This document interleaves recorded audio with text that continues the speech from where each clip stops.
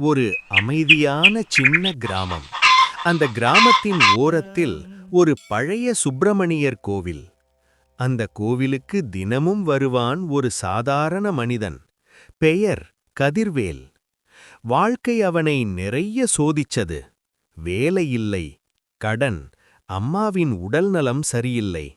ஒவ்வொரு நாளும் அவனுக்குள்ளே ஒரே கேள்வி: என் வாழ்க்கை ஏன் இப்படியே நிற்குது? ஆனா அவனுடைய நம்பிக்கை மட்டும் ஒரு நாளும் தளரல. ஒவ்வொரு செவ்வாயும் அவன் முருகன் முன்னாடி நின்னு ஒரே வார்த்தைதான் சொல்வான்: முருகா, நான் எதுவும் கேட்கல, நீ என் வாழ்க்கையை சரியான வழியிலே நடத்திக் குடு. ஒரு நாள் மாலை, கோவில் இருட்டு நேரம். ஒரே ஒரு விளக்கு மட்டும் எரிஞ்சது.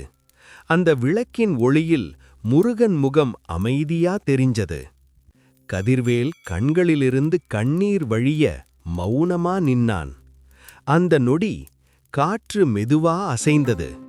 விளக்கு ஜுவாலை சிறிது பிரகாசிச்சது. முருகன் சிலையின் வேல் மட்டும் மென்மையா ஒளிர்ந்தது. முருகன் பேசல, அவனுக்கு எதுவும் கேட்கல.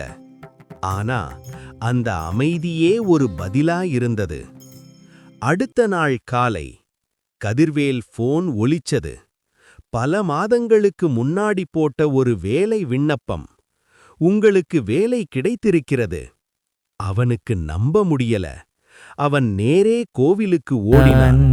முருகன் முன்னாடி நின்னு கண்ணீர் கலந்த குரலில் சொன்னான்: முருகா, நீ பேசவே இல்லை, ஆனா என் வாழ்க்கை இப்ப பேச ஆரம்பிச்சிடுச்சு. நாட்கள் கடந்தது. அம்மாவின் உடல்நலம் மெதுவா சரியானது. வீட்டில் மீண்டும் சந்தோஷம் வந்தது.